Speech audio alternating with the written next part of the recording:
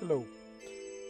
Asceticism, the practice of seeking to pursue holiness in an organized and measured way, is not one of the most exciting topics that one could talk about, and yet asceticism has played a central part in the development of Christian theology, and even more importantly, in the development of Christian practice. With me today is Dr. Mary Cunningham. Welcome, Mary. Thank you. Who has written and lectured extensively on asceticism. And tell us, why is it worth looking at asceticism for an understanding of Christianity?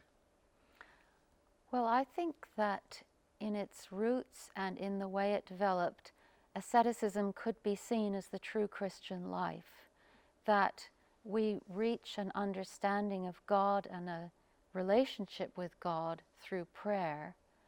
And those who dedicated their lives to this, and often even went off into the desert in order to pursue this life, were simply seeking a relationship with God that was undistracted and that was expressing complete commitment to that goal. The word asceticism, from ascesis, let's start with the basics and explain the word. Well, the word simply means exercise. In classical Greek, it referred to the kind of training that athletes would do. And I think Christians adopted that term because they realized there's a great deal of training that we have to go through in order to reach a state of openness to God, if you like, of being able to pray. The body holds us back. This is not reflecting a hatred of the body. It's simply the recognition that we need to train our bodies to serve our spiritual goals and purposes. So ascetics would train their bodies by fasting, by eating certain foods, often a very strict vegan diet, or just restricting the amount that they would eat, restricting the amount that they slept, usually leading a life of celibacy, and devoting many hours really to prayer, to vigils, and attention, just being attentive to God in their lives. And of course, we cannot mention asceticism without immediately thinking of the 4th century and Egypt. And names like Pachomius and Antony, what was their insight? What insight led them into the desert? Well, I think different individuals had different incentives or reasons for choosing to undertake this life. We hear of Saint Anthony, who's one of the most famous early ascetics, who probably is famous because a life was written about him by the 4th century bishop and theologian Athanasius. And Athanasius tells us that Anthony, who was a wealthy young man, went to church and simply heard the gospel, which says, "If you would follow me, sell all your possessions." This is something that Jesus actually said to a rich young man, if you read that passage in its context in the Gospel of Matthew. And Anthony took this very literally. He decided to sell everything he owned and to devote his life to prayer. And he, in fact, went off into the desert and kept going further away from civilization to live entirely on his own, praying. The life tells us that he had to fight demons. There was a strong belief in the presence of demons as sort of servants of the devil attempting to pull him away from this way of life. But another thing that we get from that text is that this was not uncommon. Before Antony goes into the desert, he seeks the advice and teaching of a number of other ascetics who were in the area, apparently living in villages. He goes to an old man to be instructed in how to undertake a life of asceticism. So I think it was well established even at the time that Antony did this, which was towards the end of the 3rd century. And we begin rapidly to hear of a whole movement in Egypt of people undertaking the ascetic way of life. And of course, that takes out, Antony goes off to be alone, but you have the paradox that he becomes the father of monasticism and these communities that live in the desert. And I'm often struck how even our language has been affected by this, because, well, in the Greek church you refer to a monastery as a skete, from Sketis, a place in Egypt at the time. And then there's the other place, Kelia, which gives us cell. And the idea of a little room on your own comes ultimately from the name of a region of Egypt.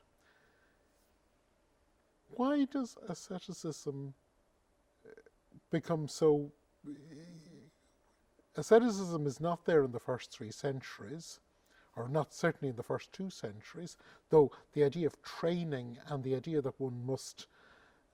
St. Paul uses the imagery of the athlete, and the early Christian document, the Didache, assumes that there is actually an order to the day of prayer, and there's fasting ordered, and almsgiving. Why did the ascetic movement that we see first in the desert, why did it spread, and what impact has it had? Well, I think there are theories about why it became so popular in the 4th century, one of which is that the period of martyrdom had just ended. The persecutions under the pagan emperors ended at the beginning of the 4th century. And perhaps Christians felt life was getting a little too comfortable. Many more wealthy people were joining the church. In fact, it became advantageous to be Christian, to get a high position in the government under the Christian emperors.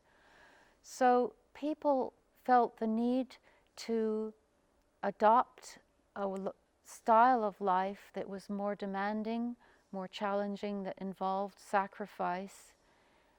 Another strong motivation, I think, is the belief, it's made clear in all the texts about ascetics, that they were modeling themselves on Christ and his apostles, that they saw this as a biblical way of life, and they really wanted to live out the gospel in the way that they saw Jesus doing, and to give up the things that they saw as extraneous, to turn their backs on wealth and on the world, as they called it.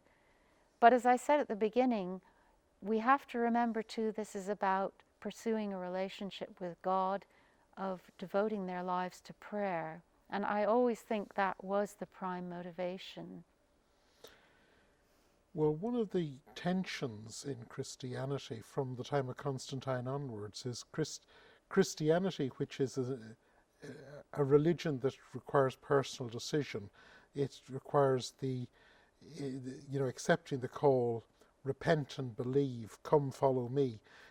It's a religion which requires opting in, and a very deliberate act of opting in. Once religion becomes almost standard operating procedure, and it ends up where if you're from Europe, you're assumed, oh, you're Europe, you're a Christian. In a sense, you need to remodel the Christianity. It just isn't the latest variant on a cultural background religion. It is actually a religion that requires decision making. And I've always felt that when you look back on monasticism, in those centuries where Christianity was just sort of the bland background religion, if you're a Roman, you're a Christian. If you're a Christian, you're a Roman, the sort of thing, which would have affected both East and West. That monasticism reminded people that actually following Jesus is actually a decision. Yes, and I think another important role that the holy men and women, as they were called, played was to convert non-Christians. They were shining lights for everyone and obviously impressed the people around them. They also went into rural areas, and the rural areas of the Roman Empire were the slowest to be converted to Christianity. There were pockets of paganism right up till the 6th century.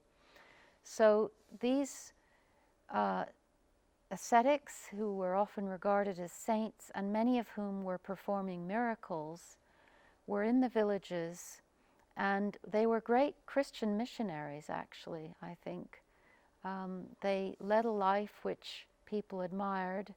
They seemed to represent a certain principle, a pure demonstration of what Christianity is all about.